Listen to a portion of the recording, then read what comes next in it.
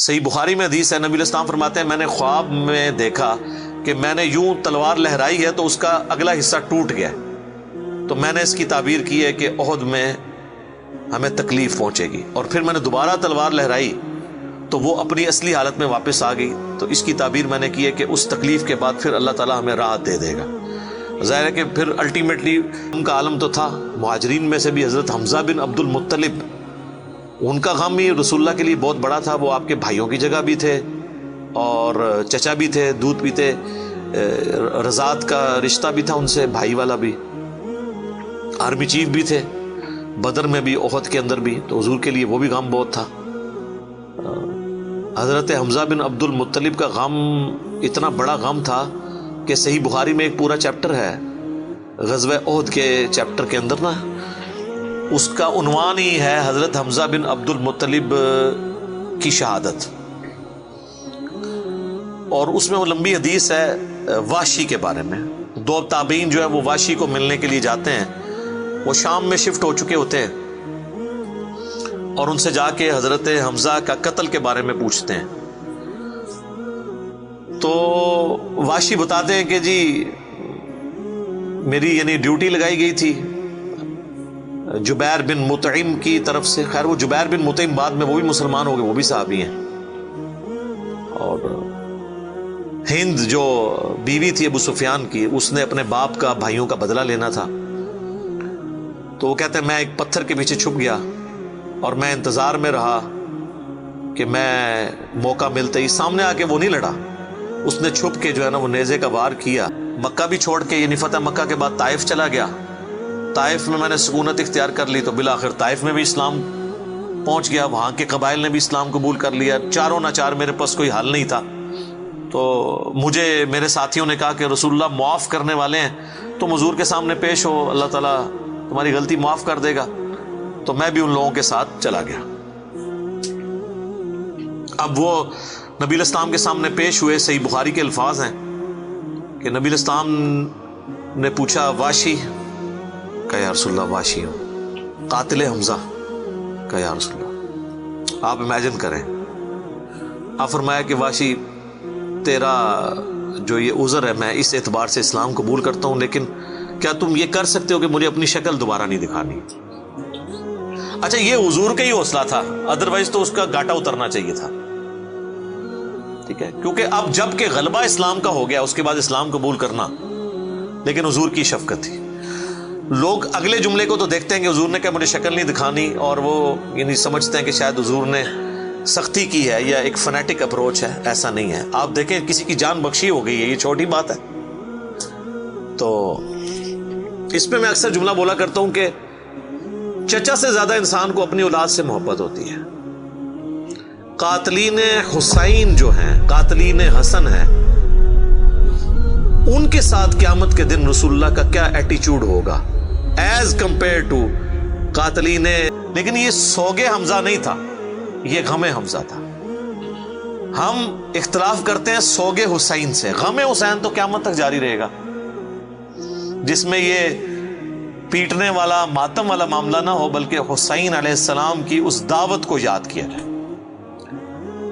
خیر حضرت واشی کہتے ہیں، ظاہر ہم تو ان کا احترام سے نام لیں گے، صحابی تو ہیں، وہ کہتے ہیں کہ مجھے پوری زندگی اس بات کا غم تھا اور میں اللہ سے دعا کرتا تھا کہ اللہ مجھ سے نہ کوئی بڑا کام کروانا ہے۔ تو بخاری کے الفاظ ہیں، وہ کہتے ہیں جب مسیلمہ کذاب نے دعوی نبوت کیا تو میں نے اللہ سے دعا مانگی کہ اللہ میں نے اسلام کے سب سے بہترین شخص کو قتل کیا تھا، یعنی حمزہ کو، اس میں کوئی شک نہیں ہے، میرا تو اجتہاد ہے، اگر حضور کی وفات کے وقت حضرت حمزہ زندہ ہوتے نا تو پہلا خلیفہ حضرت حمزہ نے بننا تھا، کیونکہ خلفائے راشدین جب موجود تھے، جب تک خلیفہ راشد نہیں وہ بنے تھے ابو بکر عمر عثمان و علی، ان کی موجودگی میں بھی حضور نے اپنا آرمی چیف حضرت حمزہ کو بنایا ہوا تھا۔ بدر میں حضرت ابو بکر عمر عثمان و علی میں سے تو کوئی نہیں تھا حضور کی طرف سے آرمی چیف، یا حضور ظاہر ہے حضور علیہ السلام کو تو میدان جنگ میں وہ نہیں آنے دیتے تھے، خیمہ پیچھے لگاتے تھے۔ احد میں تو چونکہ کافر آپ کے خیمے تک پہنچ گئے نا، اس لیے پھر آپ کو فرنٹ سے لیڈ کرنا پڑا، ادروائز بدر و احد میں آپ خود آگے جا کے نہیں لڑے۔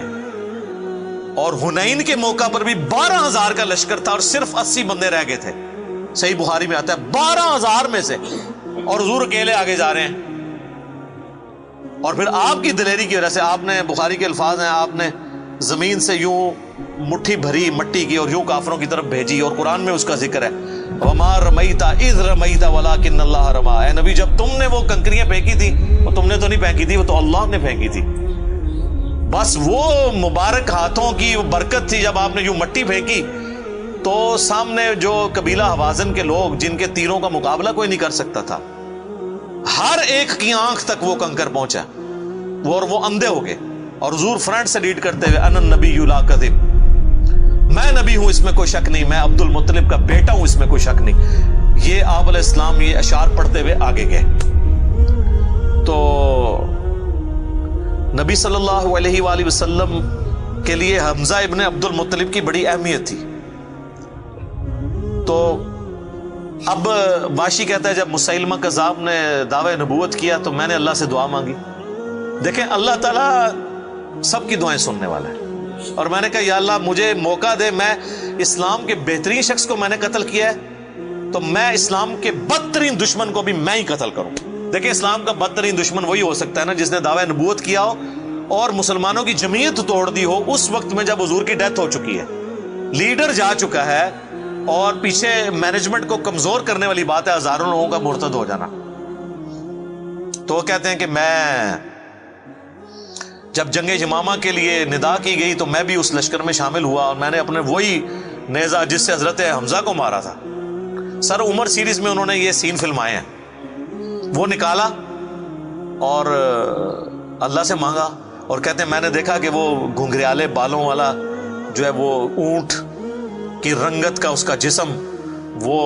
دیوار کے ساتھ ٹیک لگائے ہوئے کھڑا ہے. تو میں نے پوچھا کہ وہ مسیلمہ کذاب کون سا ہے, تو انہوں نے بتایا یہ ہے. انہوں نے دور سے اس کو مارا, ان کا نشانہ تو بڑا زبردست تھا, تو وہ مارا گیا اور گر پڑا زمین کے اوپر اس نیزے کے وار سے. پھر ایک انصاری صحابی نے آگے بڑھ کے اس کی گردن کاٹ دی.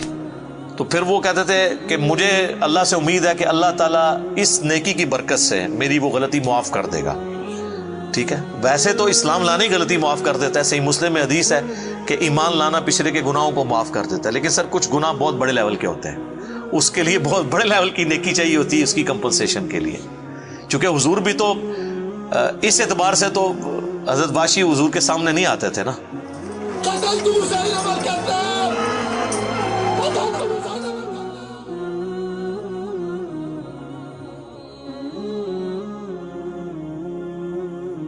اور یہ کتنی بڑی ان کے لیے تکلیف دہ چیز تھی کہ جس نبی کا کلمہ پڑھا ہے وہ کہہ رہے ہیں مجھے شکل نہیں دکھانی. آپ اس تکلیف کو سوچ سکتے ہیں. ہاں اب میں یہ سمجھتا ہوں, اللہ سے امید کرتا ہوں کہ قیامت والے دن حضرت واشی حضور کے سامنے اس اعتبار سے پیش ہو سکتے ہیں کہ مجھ سے یہ غلطی ہوئی تو یا رسول اللہ دیکھیں آپ کے سب سے بڑے دشمن کو بھی میں نہیں قتل کیا. تو یہ بہت بڑی سعادت ان کو ملی.